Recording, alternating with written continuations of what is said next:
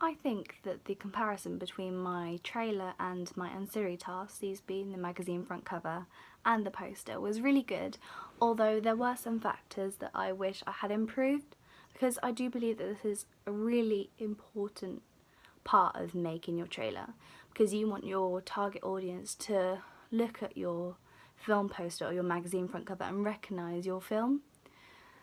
Therefore, I do think I could have made some changes to really help this. For example, the text that I used on my actual trailer was different to that on my poster and magazine front cover.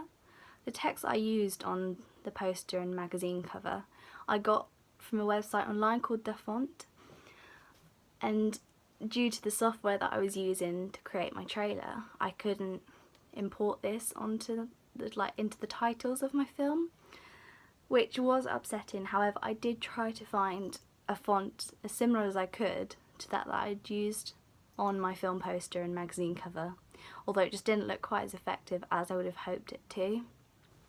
Also, I used the same actress from my trailer as the model for my magazine cover. I thought this was quite effective because I didn't want to confuse my audience and have them questioning my trailer.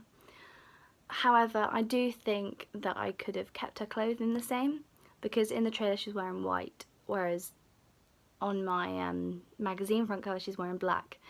However, I did fade the black into the background, so I think this works quite well, whereas white would have just not looked quite as effective. However, I did also do the same eye makeup for her that I did in the trailer, so I think that looked good and would help the audience know that this is my film.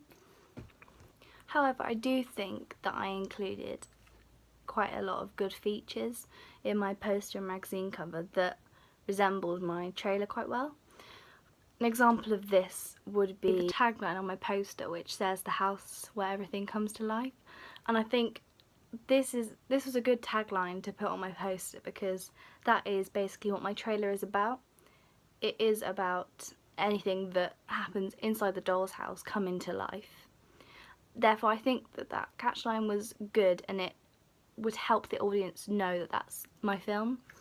Finally, the colour scheme that I used on my magazine front cover and my poster was very similar, although I would have liked to use more red on my poster. However, this was appearing to be quite a difficulty, because anytime I would try and put the red text onto the background of the poster, it just wouldn't stand out and you couldn't see it from a distance, so it wouldn't catch your eye immediately and make you want to watch the trailer.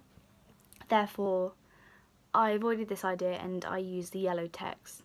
So I was quite disappointed that I couldn't continue the red and yellow theme. However, it did still look like it was from the same trailer, so I think it still worked out well.